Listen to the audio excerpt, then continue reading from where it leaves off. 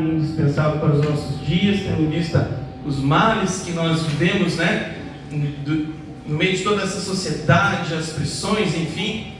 E é um mês que nos faz ter uma noção de quão importante é falar sobre este assunto, principalmente aqui, à luz da palavra de Deus. E é o que nós iremos compartilhar de forma bem objetiva, até porque é um culto de adolescentes, um culto para Deus, mas com a participação dos adolescentes e dos demais irmãos da igreja. E eu tenho certeza que Deus vai falar poderosamente aos nossos corações. Os irmãos que trouxeram a Bíblia, por favor, abram no Evangelho de Mateus, capítulo de número 27, e o versículo de número 46. Mateus, capítulo 27, versículo 46. Antes de ler essa passagem, eu gostaria de saber se há alguém em nosso meio que não é evangélico ainda, ou que professa uma outra fé. Há alguém? Só faz esse sinalzinho com a mão. Todo mundo evangélico? Todo mundo crente? Amém, glória a Deus. Desses que são crentes, quem tem menos de um ano de crente aqui? Todo mundo tem mais de um ano. Quem tem até 5 anos de crente aqui? Ô glória, ali ó, tem até 5 anos de crente. 2 pessoas. Amém. 3, 4. Glória a Deus. Quem tem mais de 5 anos de crente? Tem mais gente. Aí ó. Acho que é todo mundo, né? Glória a Deus. Amém. Então vamos lá. Capítulo de Mateus 27, versículo 46. A versão que eu tenho em mãos diz da seguinte forma: E desde a hora sexta houve trevas sobre toda a terra. Perdão, eu estou lendo a 45. E desde a hora sexta houve trevas sobre toda a terra até a hora nona. 46. E perto da hora nona exclamou Jesus em alta voz, dizendo: Eli, Eli, lema sabachthani. Isto é, Deus meu, por que me desamparaste? Amém. Quantos aqui nunca tinham ouvido falar nessa passagem? Acho que é uma passagem muito conhecida. E em cima desse trecho, o Senhor ministrou algo no meu coração com o irmão Gisiel. Até agradeço pela oportunidade. No meio de tanta gente por aí, foi chamar logo eu, misericórdia, né? Mas glórias a Deus por isso.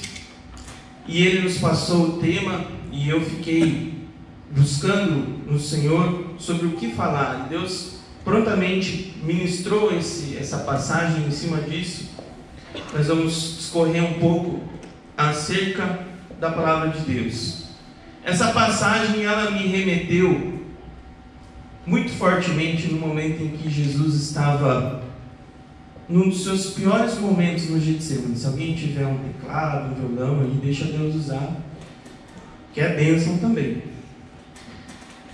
E eu comecei a refletir nesse momento quando Jesus estava no Getsemane.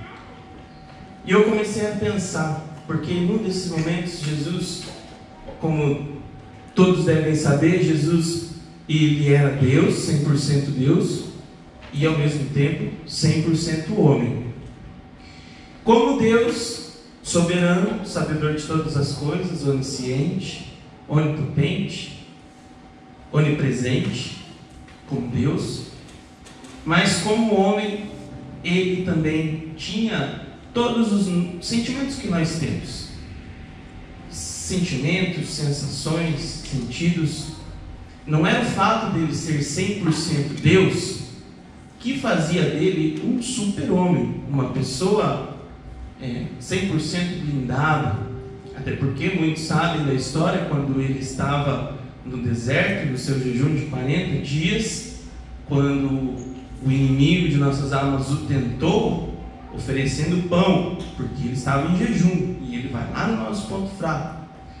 Mas Jesus, ele venceu porque ele estava em jejum, e o jejum nos aproxima de Deus. Mas enfim, Jesus, como homem, ele tinha todas as sensações que nós temos hoje.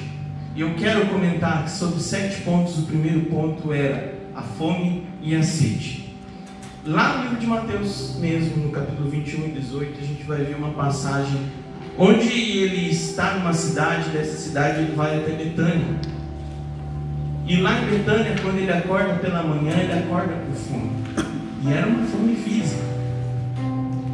E de repente, ele caminhando pelo caminho, ele observa uma figueira, e nessa figueira não existia fruto. E na hora ele amaldiçoou aquela figueira, a figueira murcha, porque a árvore que não dá fruto não serve. E num sentido espiritual, era um símbolo da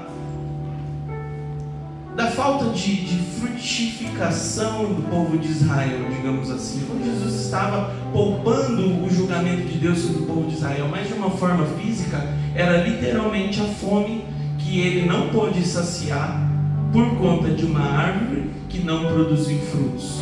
E não pôde pegar esses frutos, porque não tinha.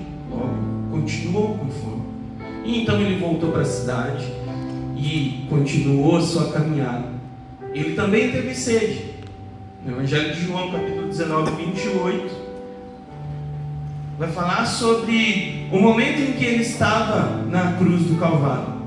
E lá na cruz do Calvário, depois de muitas horas pagando o preço que era para nós pagarmos, ele teve sede. Só que de uma forma muito cruel, os soldados levaram para ele vinagre e fel.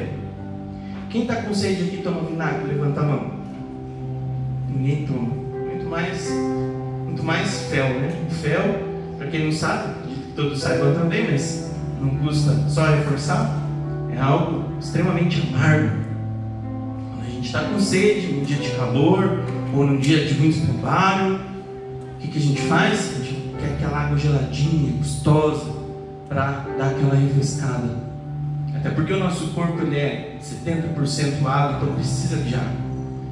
E aí Jesus ele não pôde matar a sua sede. O segundo ponto é a respeito da insegurança e do medo. O Evangelho de Mateus também, capítulo 26, versículo 39, Jesus lá no Getsemane, orando a Deus, momentos antes de chegar o grande fato da crucificação.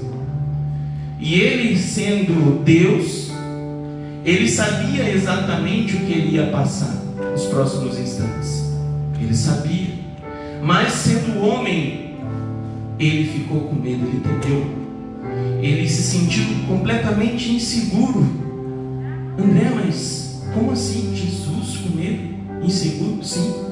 Tanto que na sua oração ele falou: Senhor, se possível for, passa de mim este cálice, mas que seja feita a tua vontade, não a minha. O cálice significa a ira de Deus, a ira do pecado que nós fazemos, que nós cometemos, advindo lá de Adão e Eva, que romperam com a obediência a Deus, e a partir daí nós herdamos toda a consequência pecaminosa. E a partir desse momento, o homem ele já não faz mais parte da glória de Deus, porque o pecado ele nos afasta, ele nos destitui. A palavra de Deus fala que quem é pecador, todos nós somos pecadores, o pecado ele destitui a todos nós da glória do Senhor. E aí era necessário um plano de salvação, para que nós, seres humanos, que fomos destituídos da glória, fôssemos religados a Ele novamente. E esse plano de salvação era Jesus. E nesse momento estava se cumprindo o plano, porque através dele haveria a redenção. Aleluia. Então toda a ira de Deus, todo o julgamento que seria imputado sobre a minha vida, sobre a tua vida, a morte, sei qual seria a pior forma desse julgamento, a condenação eterna, seria imputada sobre nós. E era algo tão pesado, porque hoje, atualmente, nós somos mais de 7 bilhões de pessoas. Agora conta a quantidade de seres humanos que existiram antes de Jesus e que depois dele, que ainda vão continuar existindo, o pecado de todo esse povo imputado sobre a vida de um homem só.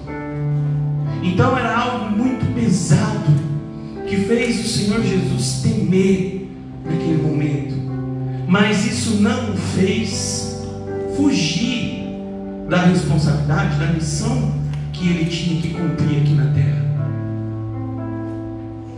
E aí vem um momento de solidão, que é o terceiro ponto, porque nesse mesmo momento Jesus, ele chama seus dois amigos para fazer companhia para ele.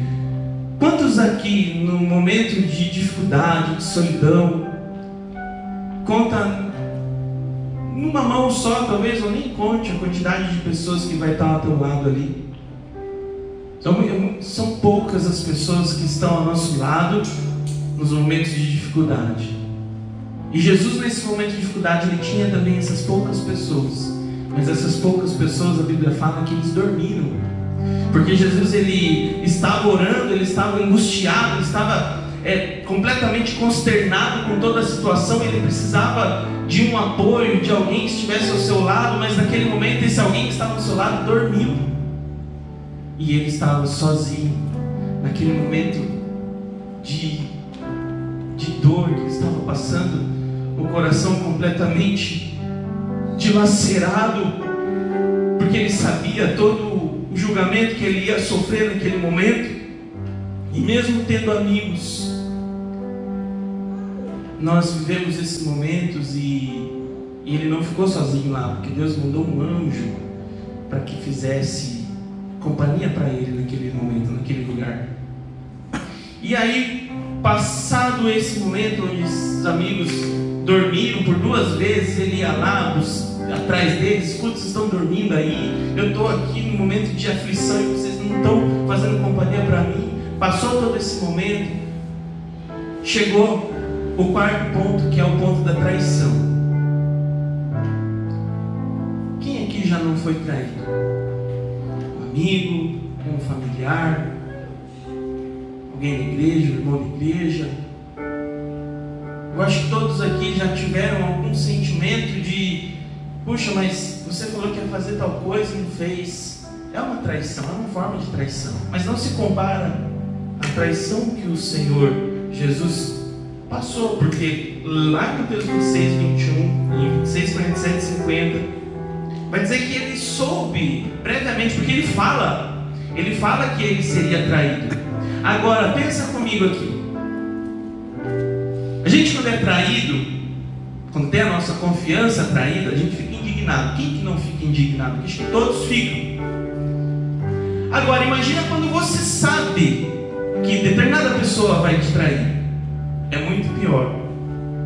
Mas aquele sentimento que nós temos de vingança, aquele desejo de não perdoar e de desejar até coisas ruins para aquelas pessoas, Jesus não teve. Quem que traiu Jesus aqui? Judas. Mas Judas foi perdoado pela traição. Ou quem sabe o sacrifício de Jesus na cruz não foi para Judas também? Foi para Judas. O perdão é para todos. Só que há uma diferença entre a condenação, porque Judas, ele tomou uma atitude. E essa atitude o levou para um destino que infelizmente não tem retorno.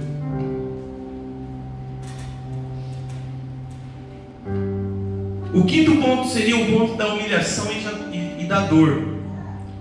Esse eu vou ler aqui, inclusive. Mateus 26, 67 e 68. Diz assim, ó: que vos parece? E eles respondendo disseram: é réu de morte. Então cuspiram-lhe no rosto e lhe davam murros. E outros o esbofeteavam, dizendo: profetiza-nos, Cristo, quem é que te bateu? E aqui me fez fez lembrar de algo quando eu era criança. Eu acredito que alguns dos irmãos aqui já passaram por isso. Sabe quando você faz algo de errado, teu pai, tua mãe chega lá e começa a dar um sermão e você começa a falar, e você às vezes fica pensando, puxa, seria melhor que eu apanhasse do que ficar ouvindo isso, né? É claro que, bem riu ali. Às vezes é melhor levar um tapa, né, do que ficar ouvindo aquele sermão que parece que não vai acabar mais. Agora, pensa só, se ao ouvir um sermão você prefere apanhar, agora imagine aqui o que Jesus passou, sendo debochado, sendo cuspido, debochando dele, falando, escuta, você não é o Cristo? Aí, adivinha aí quem foi que te bateu?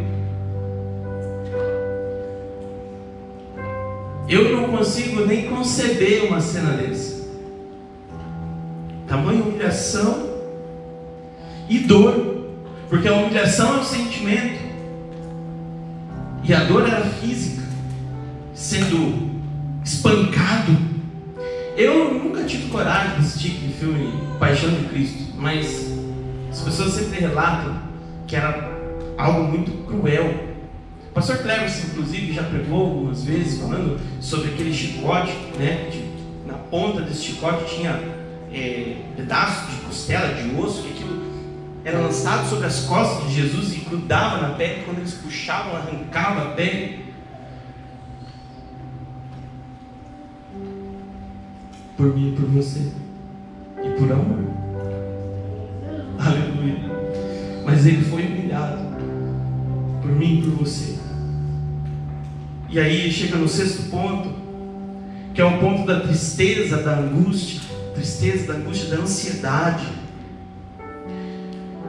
Esse, quem sabe, tirando a crucificação, um dos piores momentos que talvez um ser humano possa chegar. Tristeza e angústia, a gente vai ver lá no Mateus 26, 37, 38.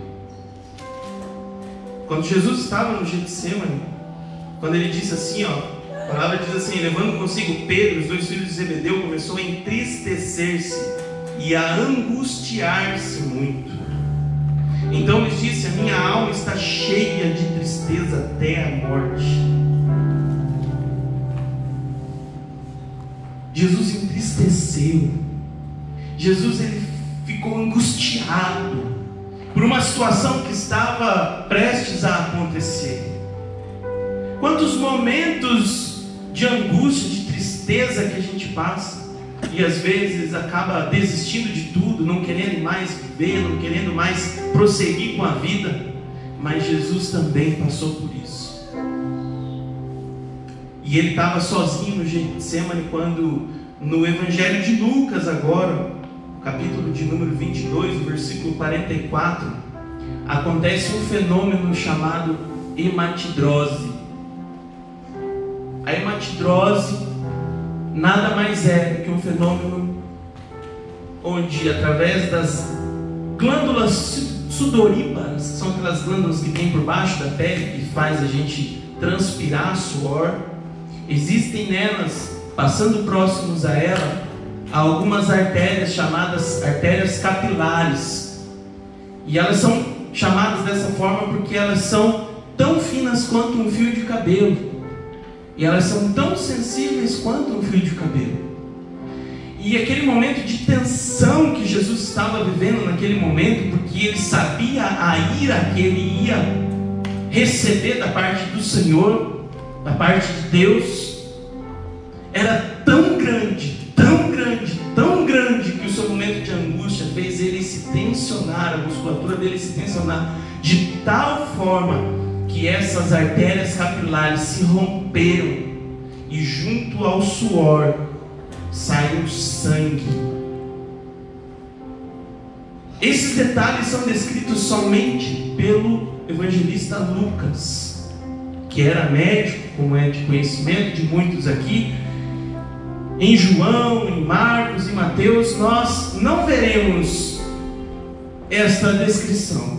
Somente uma pessoa conhecedora da área era capaz de fazer. E alguns estudos dizem que era algo figurado, mas não era figurado, porque seria muita coincidência um médico entrar num detalhe tão grande, até porque no grego a hematidrose, o sangue, vem de trombos vem de sangue, significa sangue. E por ser um fenômeno tão raro, isso vocês podem pesquisar, existe esse fenômeno, mas ele é muito raro, dificilmente de acontecer. Mas por ser difícil de acontecer, aí é que reforça ainda mais a tese de que não era figurado, era literal. O Senhor Jesus, ele teve uma angústia tão grande que foi capaz de suar sangue por amor de mim e por amor de ti. Até que se passou todo esse cenário, chegou-se o momento da crucificação, onde ele continuou sendo humilhado, recebeu uma coroa de espinhos, taxado como rei dos judeus, sendo humilhado, transpassado com uma lança, recebendo vinagre e fel para matar a sede, sentindo dores, até que ele entrega o seu espírito e ele já não tem mais vida. Até a morte o Senhor Jesus experimentou. Mas ele fez isso porque ele era o único capaz de reverter essa situação e de voltar à vida. Existia uma missão para ele, existia algo já planejado para que isso acontecesse. Ele entregou sua vida, entregou seu espírito a Deus, para que nós não pudéssemos morrer em seu lugar, ser condenados em seu lugar. Ele morreu por mim para dar vida para mim. Ele não morreu para dar morte a mim. Ele morreu para me dar vida, te dar vida, nos dar vida, e vida em abundância. Aleluia. No mês onde celebramos, ou relembramos, ou fazemos uma campanha contra o suicídio, a palavra de Deus nos mostra que o Senhor Jesus, antes de mais nada, Ele entregou a sua vida para que nós tivéssemos vida. Mas há quem possa questionar, mas Jesus era Deus, para Ele era fácil. E rapidamente eu mostrei aqui para vocês que não foi fácil. Alguém que conhece alguém que já suou já suou sangue por angústia, por ansiedade, por medo? Alguém aqui conhece alguém que entregou a sua própria vida por alguém que ama e depois voltou? E que prometeu que foi para o céu, e que prometeu que vai retornar aqui para levar aqueles que o seguem para viver com Ele eternamente? Alguém conhece? Alguém conhece? Eu só conheço Jesus.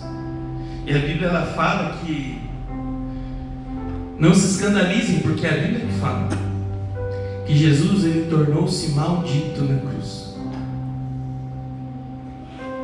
Parece forte, mas lá em Gálatas 3:13 fala que todo aquele que é pendurado no madeiro é maldito. E Jesus foi pendurado no madeiro. E ele foi maldito, sabe por quê? Porque ele recebeu a maldição que era sobre a minha vida, para que eu não a recebesse. Aleluia. Jesus ele tornou-se maldito ao ponto de, quando ele exclamou a passagem que nós lemos aqui no início, Eli, Eli, lama sabachthani, ele, que significava Deus meu, por que me desamparaste? Isso fez com que ele perdesse até mesmo o vínculo de filho para pai. Nós podemos ver durante toda a leitura dos evangelhos que Jesus sempre fala meu pai, o pai ao pai, meu pai, é sempre a relação de filho para pai. Mas houve trevas porque quando nós comentamos aqui no início, o pecado ele destitui todo o ser da glória do Senhor. E naquele momento em que o Senhor Jesus estava maldito naquela cruz, o Senhor Jesus, Deus não tinha mais comunhão com o Senhor Jesus. Foi destituído, porque o meu pecado, o seu pecado estava lá imputado sobre a vida dele, ao ponto de que o próprio filho não pôde chamar o pai de pai, mas como Deus, assim como nós, até aquele determinado momento, chamávamos de Deus. Tanto que eles julgavam Jesus como cometendo blasfêmia, chamando Deus de pai, porque para eles isso era algo absurdo. Onde já se viu um homem chamar Deus de pai? Isso não existe.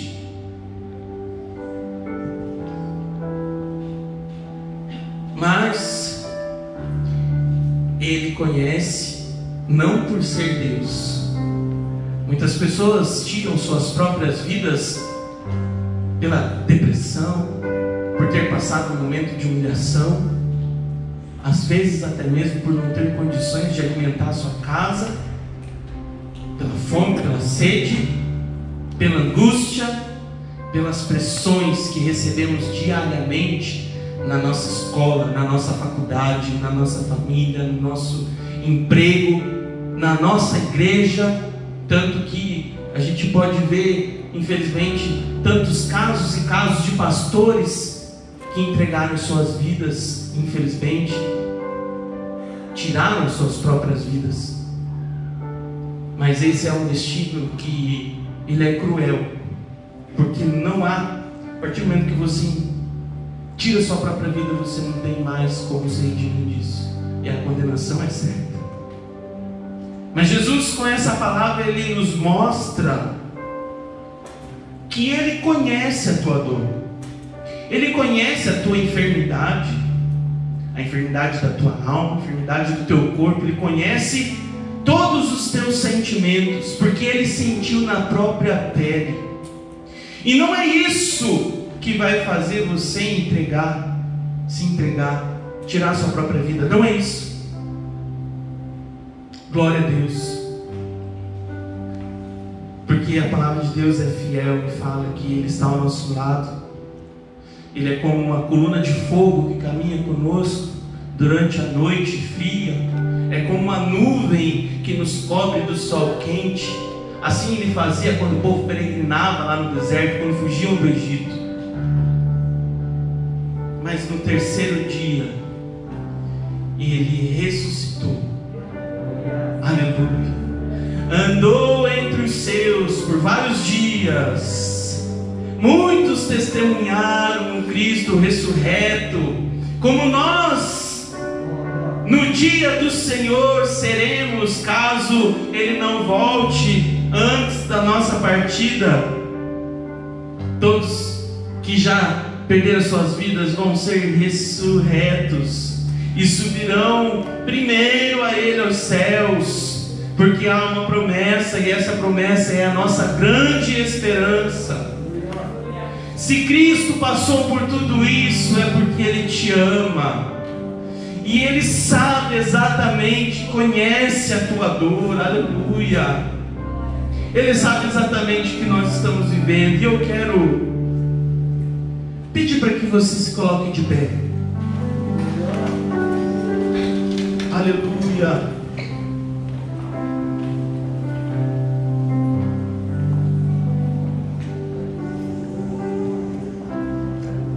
Livro de Romanos, capítulo 8, versículo 34, diz que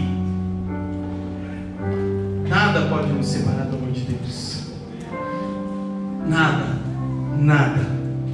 Nem a morte, nem a vida, nem as potestades, nem os principados, nem a profundidade, nem a altura, nada, nada.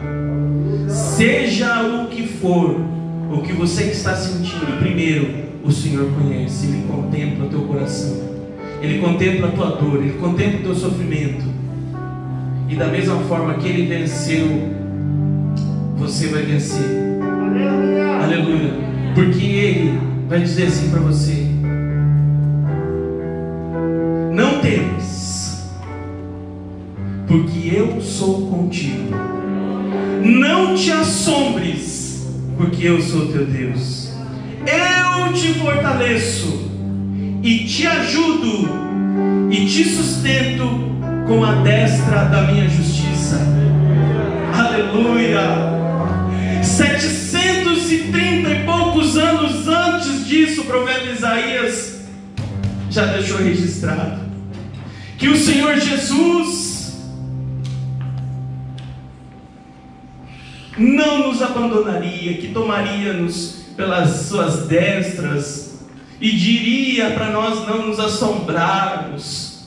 Ele conhece, sabe por quê? Porque também esse mesmo profeta diz o seguinte: que ele foi ferido por causa das nossas transgressões e moído por causa das nossas iniquidades.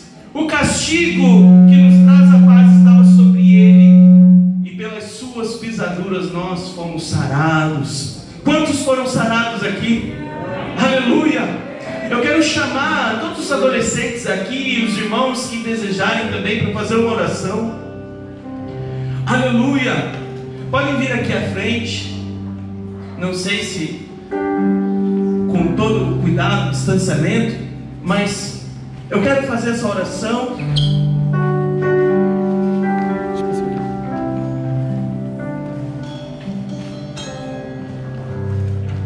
Não conheço os irmãos aqui, não sei obviamente da vida de ninguém. Espero que ninguém esteja passando por um momento como esse. Quem sabe esteja, a palavra de Deus falou aqui, e você pode também compartilhar o conhecimento do que a palavra nos diz para quem você conhece. É a Bíblia que fala, e se a Bíblia fala, é Deus falando. E olha só o que Deus fala, repetindo aqui o que o profeta Isaías disse. Feche seus olhos. Aleluia.